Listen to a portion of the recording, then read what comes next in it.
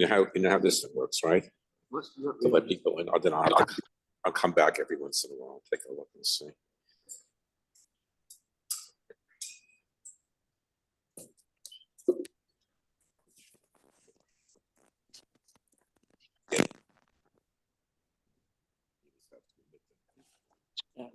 It'll say up there. Okay. You just have to hit admit. And 3 people on now, it looks like, right? With us, it's 4. Okay, let's do learning and entrance. Year of Learning, sponsored by the Groveland Lindsabam, Markowitz, and Schwartz families and members of the Lewis Lindsabam, ways have been Aryeh, the father, grandfather, and great-grandfather. Okay? Whenever you're ready. Okay, it's the first time I'm giving some kind of a shiur here, and I decided to pick a topic which is, you could say, Jewish history. Oh, press this thing for admit. That work? Okay, I think I got it. Yeah.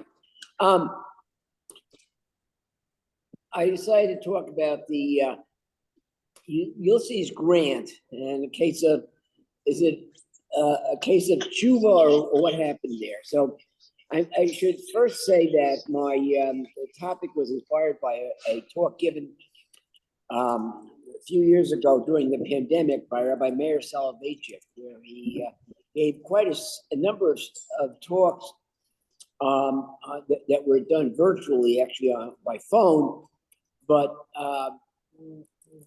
he had a series of lectures before Rosh Hashanah one year on tshuva. And each case, he talked about a non-Jew who did tshuva. And one of the examples he gave was General Ulysses Grant, who of course became president of the United States. And General Grant, as he was then, is known. I gave out a sheet here where it gives the text of General Order number 11, where it begins: the Jews as a class violating every regulation of trade established by the Treasury Department and also department orders are hereby expelled from the department within 24 hours from receipt of this order. This is said to be the only time in the history of the United States where the Jews were stigmatized as a class, where the Jews were told that as a class you can't do something. You have to get out of here. Obviously, there's always been discrimination against Jews, but not in this blatant fashion. Now, first of all, what happened? Why was this order issued to begin with? So General Grant was the commander of what was known as the Mississippi Department, which actually consisted, and actually the Tennessee Department, which consisted of part of Kentucky, part of Tennessee, and the whole state of Mississippi. And it was during the Civil War, and there was a fair amount of smuggling going on. And it appears that many, maybe even most, of the smugglers in the area were Jews. And he wanted to do something about it. Now, it's not so clear why he issued this order, even though a lot of Jews were smugglers. There's some evidence that 9 days earlier was asked to issue a similar order, and he said, no, you can't do that. You have to look at each person by himself and see what each person did and not just treat Jews as a class.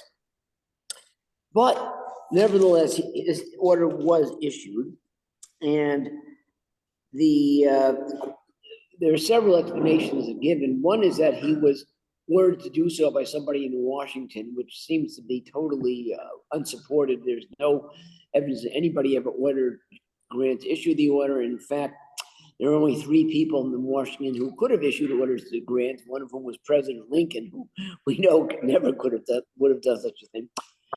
It seems that he was just kind of caught up in the situation, and at the time, there's some evidence he did have some prejudices against Jews. He's quoted contemporaneously making some anti-Semitic remarks. But he issued this order. So what happened? There were thousands of Jews in this area. However, the order didn't spread, wasn't promulgated so easily. And today, you put it on Facebook and Twitter and Instagram, and 2 seconds later, everybody knows about it. They didn't have those things in those days. They did have a telegraph, so things could have been transmitted relatively quickly, but it was much more cumbersome. The order was transmitted to a number of places, and some Jews actually were kicked out. And, question, what? Yeah. Was that, somebody asking a question? No? So one of the people who was actually kicked out was a guy by the name of Caesar Castill, who lives in Paducah, Kentucky. And he was immediately incensed by this order, and he decided he's got to go to Washington to meet President Lincoln and to intercede with President Lincoln that the order should be revoked. The order was issued on December 17th, 1862. He didn't get to Washington until January 3rd, which is like 2 weeks later. Interestingly, I didn't have planes in those days. He had to travel by steamboat and train, and it took a while to get there. He finally, and interestingly, in the meantime, something very important was issued on December 31st, 1862, namely the Emancipation Proclamation, which everybody knows about, issued by President Lincoln on December 31st, 1862. So he arrives in Washington on January 3rd, and he had a Congressman, John Gurley, who apparently had good access to the White House. So he immediately found Congressman Gurley and went to the White House. And again, it's hard to imagine this today happening in this way, but apparently President Lincoln was there, and he immediately agreed to receive them. And he told him what the order was, and Lincoln apparently just couldn't believe that such an order was issued. And he immediately asked the General in Chief of the Army, Henry Halleck, to countermand the order. So General Halleck sent telegraphed a countermand which says, if such an order has been issued, it will be immediately revoked, which is kind of interesting. In other words, he wasn't even, he found it just difficult to believe that an order was in fact issued. Of course it was. So they immediately telegraphed this, and that was the end of that. Lincoln was known to be a friend of Jews. He would not tolerate something like this. There are other instances where Lincoln was friendly to the Jews. I'm not going to discuss that now, but it's no surprise that Lincoln immediately abolished this order. Then, of course, the subject order I'm discussing today is Grant. What did Grant do? We all know that Grant ran for and became president of the United States. So the election in 1868, there were the Jews, of course, all knew about this General Order Number 11. It was very, very well known, and most of the Jews at the time opposed Grant for the reason that he issued this very anti-Semitic order. But it wasn't so simple. Grant was ran on a Republican ticket. Now, Republicans and Democrats in those days were just the opposite of what it is today. Today, we consider the Democrats to be progressive if you were Black and oppressed, and so you would want to vote for the Democrats, while the Republicans were for business interests and the more conservative kind of people. But in those days, it was just the opposite. The Democrats represented the South, and they were not supportive of rights of the newly freed blacks. They wanted to go back to the status quo, while the Republicans were supportive of the blacks and of universal suffrage and giving them rights. So if you were, shall we say, a liberal Jew, which many Jews were, you would want to be a Republican. And yet Grant was the Republican. So that was a conflict for a number of Jews. Grant, by this point, seemed to have been kind of embarrassed by the order. But again, unlike today, where you've got everybody making statements and the statements are immediately reported in the press, Grant did not like to issue public statements. He had a few Jews that supported him, and he wrote one of the Jews a letter, and I have this on the bottom of the page here, where it says, I have no prejudice against sect or race. This is Grant speaking, but want each individual to be judged by his own merit. Order number 11 does not sustain this statement. Of course, it says just the opposite. I admit, but then I do not sustain that order. It never would have been issued if it had not been telegraphed the moment it was penned and without reflection. I mean, this is kind of excuse that he gives afterwards, and whether that's true or not, I don't know. I suspect it may not have been, but it seems pretty clear that General Grant, now President Grant, regretted what he had written, and he tried to apologize for it in his statement. And this was sent before he became president. Once he was elected president, he then published this, and it became generally known that this was his statement.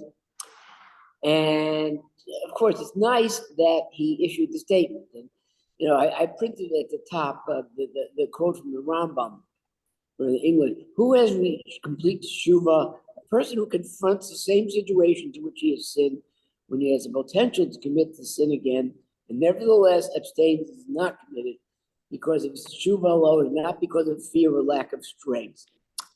So the question is, what did Grant really do teshuva for what he did? Just issuing a statement like this, I think we'd all agree, is not sufficient. It's nice to say, oh, I'm sorry, but what is he going to do to make up for this? And in fact, he did do quite a bit. And this is particularly interesting, the steps that he took to help Jews once he became president. Now, the first thing was he appointed a number of Jews to fairly high offices. There was one guy by the name of Simon Wolf who supported him. He was appointed Recorder of Deeds for the District of Columbia. Now, apparently, he originally had wanted some kind of diplomatic appointment and didn't get it. He got this appointment instead. However, it's also very likely that Grant wanted Simon Wolf to be around in Washington because he apparently was a close confidant of Grant, saw Grant very often, and interceded on behalf of Jews, which he was able to do because he was right there in Washington. And there were a number of other Jewish appointments. There was an interesting one. One was named by Edward Solomon, who became the governor of Washington Territory, the state of Washington, which then was a territory, and he was Jewish.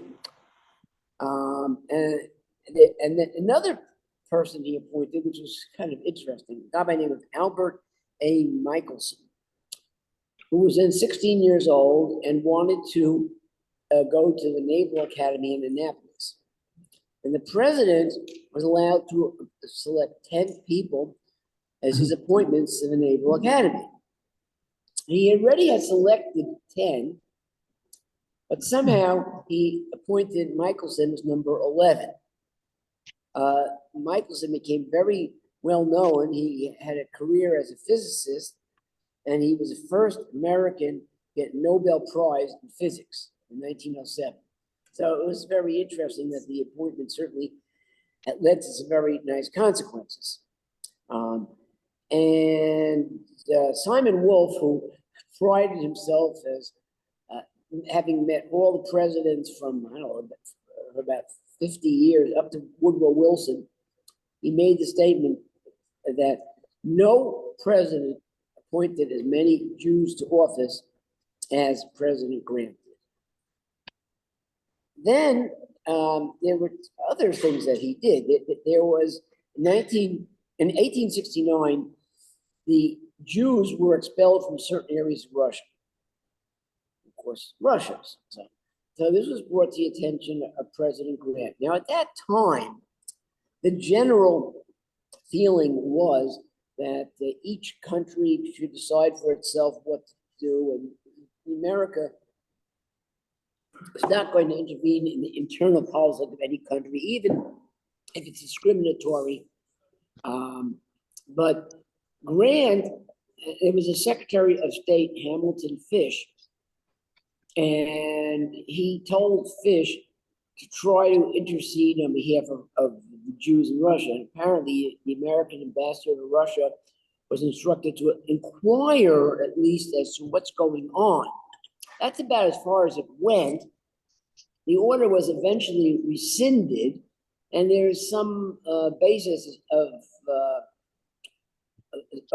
where it's thought that the fact that the American ambassador even raised the issue may have caused the Russian government to backtrack and to revoke the order. So there's an example, one example where he intervened in foreign affairs. Another one, which is even more interesting, there was a guy by the name of Chaim Zvi Schneerson. The name sounds kind of familiar, Schneerson, right? Well, he was actually a great-grandson of the founder of the Lubavitch movement, a cousin of the Lubavitch, the Rebbe.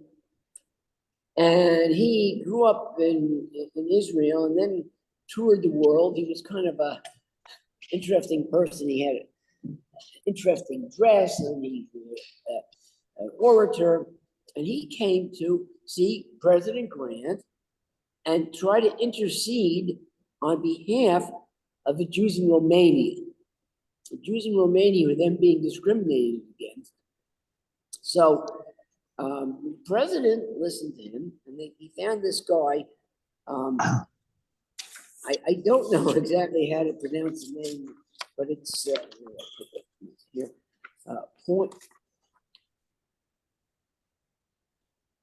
Pexato, maybe it's pronounced somewhat differently. Benjamin Franklin Pexato, who was a prominent Jew, and he moved to San Francisco, and he was appointed by the president as the American consul in Bucharest, with the idea that he would work with Romania to improve conditions for the Jewish community. And in fact, he remained the consul there for about 5 years, and he did do quite a bit to improve the condition of the Jews in Romania. There's an interesting story that happened with regard to his appointment here, where he was given a letter by President Grant, and the letter said, Mr. Pixato has undertaken the duties of his present office more missionary work for the benefit of people who are liberated from severe oppression than any benefits to improve for himself. Apparently, the position was uncompensated. He had to raise money to support his expenses. A work with all good citizens who wish him the greatest success. The United States, knowing no distinction of her own citizens on account of religion or nativity, naturally believe in a civilization the world over which will secure the same universal liberal views. This was written apparently by hand by President Grant, and then it was given to the Associated Press, and it was, it says here, Hamilton Fish was furious when he read the text of Grant's note in the newspaper. In other words, Grant had written this thing, which was a rather astonishing statement saying that everybody is equal and we have no distinction among religions. And he was saying this to the government of Romania, that you should do the same thing. And that was not generally the American policy. It's kind of interesting that we know many instances, including even up to the present day, where the president has gone against the advice of the State Department and has like supported Israel and done other things to support Jews in Israel, where the State Department has been anti-Semitic. And this was an example of that. President Grant actually took the trouble to write this note. So in both of these cases, he actually went out of his way to help Jews in a way that was not really something that would have been expected of him. So it really seems that he did something to atone for his General Order Number 11. Another thing that he did, this was he served as president for 2 terms. And everything I've said so far happened during his first term. During the second term, there was less of these kind of appointments, but one very interesting thing that he did. In 1876, he dedicated an Orthodox shul in Washington, D.C. It was the first Orthodox shul of the building in Washington, D.C. And Grant was invited to attend, and he came, and the ceremony lasted for 3 hours, if you can believe. And President Grant sat there for 3 hours, and then he gave a subscription. I think he said it was $10, but $10 in those days was a lot of money, like maybe $200 or something like that would be today. So it was a significant contribution that he gave to the shul in Washington. So, and it was the first time that a president had attended the dedication of a shul. So again, he went out of his way to serve, to attend that event. Oh. And then he, after 2 terms, he did not run for a 3rd term, which he could have. Well, he was, I think he was not nominated, whatever it was. After he left the office of the presidency, he took the trip around the world. He went to Germany, and in Germany, he met some Jewish friends of his, made a point of visiting them. Then he went to the Holy Land, if I might call it that. I mean, it wasn't Israel, but it was a Holy Land, and he met a number of Jewish people in Jerusalem, including this Rabbi Shiur, the same one who he had met in Washington. And there's a story recounted here that while he was in Washington, Simon Wolf had received a letter written in Yiddish from a Shiur in Jerusalem, which says he wants to marry off his daughter, he needs some money, and could President Grant give him some money? So he presented this thing to the president, and supposedly the president gave a donation of $25, which again was a huge sum of money in those days. It's not 100% clear whether the story is true, but this Shiur shows up in Jerusalem when Grant is there and kisses his feet. In any event, Grant then came back to America, and unfortunately, not that long afterwards, 1884, he got sick and he had cancer. And he was fairly ill for a few months. And then he died in 1885. And so during this time, a number of clergymen and others came to visit him. And he sent a letter to some people saying, you know, everybody visits me, Protestants, Catholics, and Jews.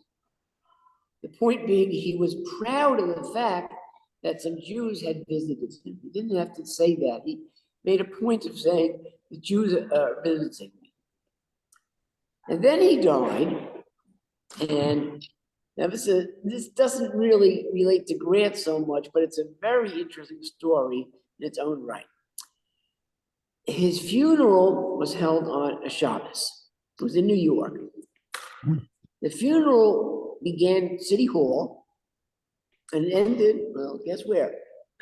Grants too, right? Which is a distance of about 7 miles from City Hall to Grants. And there were some honorary pallbearers who were invited, a number of prominent clergymen, and there was one Jew who was invited. His name was Rabbi Edward Brown. Probably never heard of him. He was not at all the most, he had a very interesting career, but he was not at all the most prominent rabbi, a well-known rabbi in New York City. Why was he invited? Apparently, he took the initiative to visit Grant when he was sick. And the family remembered that, and they invited him to be one of the honorary pallbearers. And Rabbi Brown was a Reform rabbi. The honorary pallbearers were expected to ride in a carriage from the City Hall to Grant's tomb. Problem is, it was Shabbos. No, he's a Reform rabbi. He would ride in a carriage on Shabbos. But he said, I am here representing the entire Jewish community, including the Orthodox community. And the Orthodox community doesn't ride on Shabbos. So therefore, I will not ride on Shabbos. And he asked permission to walk instead. He asked that of the committee for the funeral, and the permission was denied. Whereupon he appealed to Grant's son, whom he knew, and Grant's son overrode the committee and said, yes, you can walk. And that's what he did. He walked the 7 miles from City Hall to Grant's tomb. And that became a very famous and well-known thing, and it was a cause of great controversy at the time. Apparently, the Reform movement had different elements to it. He was one of the more traditional Reform movements, of the Reform movement, that respected Shabbos. There were others who said, we have to move Shabbos to Sunday. And he was opposed to that. And the Orthodox community, and at that time, it seems the Reform and the Orthodox community were a lot closer, even though they had some very strong disagreements. They really considered themselves part of the Jewish community together. And the thing came up again with Rabbi Yaakov Yosef, who was the first chief rabbi of New York City, where it seems that even the Reform respected him to some extent as the chief rabbi. That's another point. But the Orthodox were very supportive and apparently issued some kind of a commemorative coin, Shomer Shabbos, because this Rabbi Brown had decided to walk instead of ride. So the question is, what do we think of all this in terms of Grant? Was it really teshuva? So I will read there's this book here also by Jonathan Sarnon called When General Grant Expelled the Jews. And after I got interested, I found this book and I read it.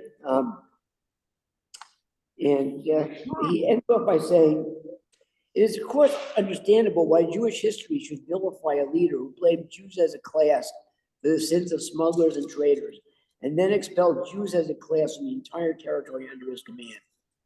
Yet Ulysses S. Grant deserved better. Having apologized for an anti-Jewish order in 1868, he became highly sensitive, even hypersensitive to Jewish concerns.